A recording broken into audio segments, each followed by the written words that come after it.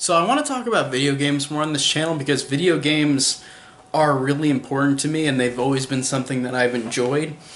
And I really want to talk about a lot of video games that I love, but today I'm going to first talk about a game that I've been playing and just finally finished, which is The Legend of Zelda: The Wind Waker. Original version on the GameCube. I don't have a Wii U, but this is my first Zelda game that I've beaten. I've played a little bit of Ocarina, and I've played some of Four Swords Adventure, and that's pretty much it. And this is one of those franchises, a Nintendo franchise, that I actually have not delved into, and I've always wanted to, and I'm ashamed that I took this long to beat a Zelda game, but I beat the one that people, I guess, don't love, because this one is cartoony, quote unquote, where it's the other Zelda games, with Majora's Mask and Ocarina especially, before this game, and they did a demo for the GameCube before this came out where it was going to be like those graphics, but then they made this cartoony cel-shaded game. So a lot of people, not everybody, but a lot of people were like, hey, where's my realistic looking Zelda? Which it wouldn't have looked really realistic in 2002 anyways, but I could see why people were annoyed, even though I haven't played the other games really, so I'm more accustomed to the Toon Link character than the regular Link. But I'm excited to play the other games.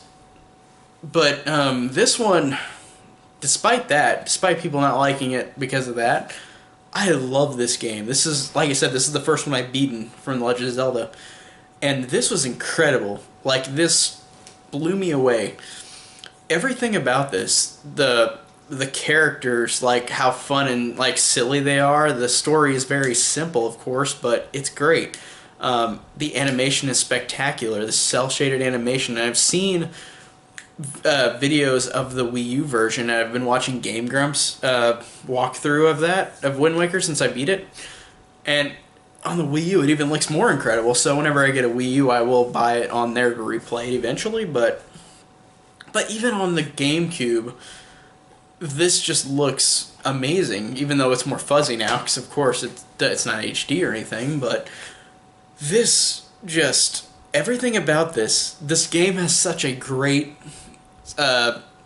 sweet kind of personality to it, and I love that. And again, that might be another reason why people didn't like this, because the other Zeldas I hear are a little more serious, quote unquote, and this one is very goofy. It tries to be funny, and I don't know if the other ones are like this, but I love that. I love the Link character in this game, because this Link character, it's supposed to be after Ocarina, like, I don't know how many, 500 years or so, and Link is, this version of Link especially is hilarious, because the reactions these characters give are genuinely hilarious. Like, for example, whenever Link finds something, like, it'll do the music where he'll be looking down, then he goes ba ba ba ba, and like he pops his hand up like this and just has a smile on his face, and it's like, you found blah blah blah, and I love that animation. Like, that's just hilarious how he smiles and looks like, oh cool, I got this. And there's a funny joke at the beginning of the game where this iteration of Link is living with his grandma, and then they do the thing where he's gonna pop up and put his hand up in the air, and he does, and it's closed, and then his reaction is just all sad, and he's got just a sad look to his face. And that humor like that in this game really gives it a charm and a personality that I won't forget, because these characters, especially Link, just, because the story is very simple and this gameplay is simple, its simplicity makes it so charming. It makes it so fun and likable. And the Link character, even though you don't know anything about him, it's incredibly likable. It's just he's such a funny character. And his reactions to things, whenever he'll jump, he'll be like, ha! Like his noises, it's weird to say, but his noises are hilarious. Like whenever he falls down like a pit and he goes, bah! Like he's scared. Like, those kind of noises make this character funny and just make me react in a funny way to him. And then there's random things that make me laugh too, like on Outset Island, the first island.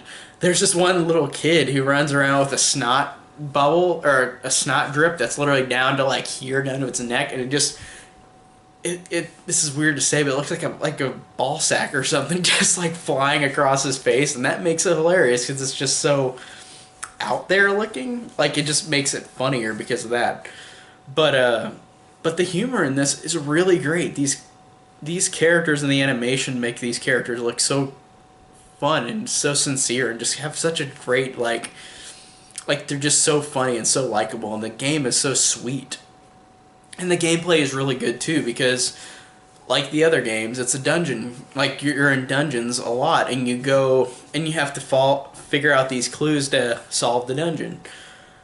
And I'm not gonna lie, there were a lot of times where I was like, man, I can't get past this, so I have to look up a walkthrough like, oh, it's this obvious thing that I should have noticed before. But nope, and I love how this game tricks you in that aspect where it's like, it's so it literally is such an easy puzzle, but then you can't, like, I can't think of it right, and then I look at the walkthrough and I'm like, oh, it literally was just that? I'm stupid, I should have known that. But I really like the dungeons. They were great. They were inventive and creative. All the locations for these dungeons were all different and all fun. Look, like, they all had different dynamic and personality to them. Like, for example, one area where you would go, like, to a wind temple where, like, it's all got grass and everything. And then you've got, like, or, I mean, the earth temple would have, like, grass and stuff. And the wind temple would be everything where you fly on wind a lot. Or, like, you go to locations in the ocean where, like, one's a fire island and one's a water island. And they all have such different looks to them, all these places. And I didn't even do half of apparently what I could do in this game, because there's so many locations you can go to find treasure in this game, because this game is giant and expansive. And whenever I get the Wii U version, I'll definitely play it again and do all the stuff. As I didn't want to 100% it on this, because I knew I was going to play it on the Wii U. But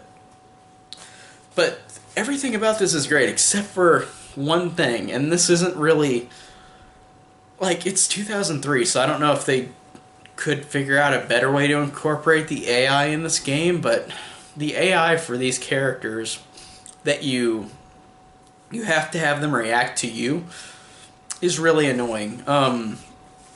There's a couple moments in the game where I just got so frustrated, where, like, you go to the Wind Temple and the Earth Temple, and you got the characters Medley and Makar in each different one of these. You have to take a character with you from their said location to this temple. But these characters suck in terms of how their AI is so bad, or, like, you try to control them with that controlling skill, but, like, it doesn't work. And it made me so frustrated to have to keep carrying them around, take them room by room, and then I would lose them again if I got by a wall, or if I got, like, caught by somebody in the ground and pulled me in. And I would go back to the main door in the dungeon, and they'd still be in that area.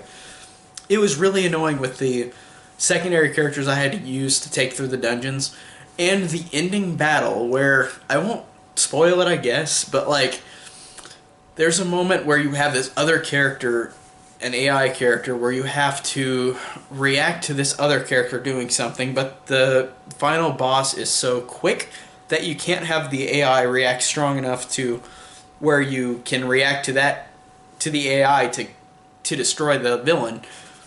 It was really annoying. So the AI in this game, or the secondary characters that you have to take with you in some places, were really annoying. But that's just a small feat, because this game was truly incredible. Besides a few little things like that, this game is beautiful, it's hilarious, this gameplay is great, these dungeons are great. I thought that this was a great foray to start into the Zelda games for me. And next game, I don't know what I'm going to play next, because I want a Switch, but I haven't been able to get one yet. So Breath of the Wild seems like the next one I want to play, but that might take a little bit. So I'm glad I talked about Wind Waker, though, because this one is incredible. And do you guys like Wind Waker? What do you guys think of it? I know a lot of people hate it. I know a lot of people love it. So tell me what you think down below, and thanks for watching.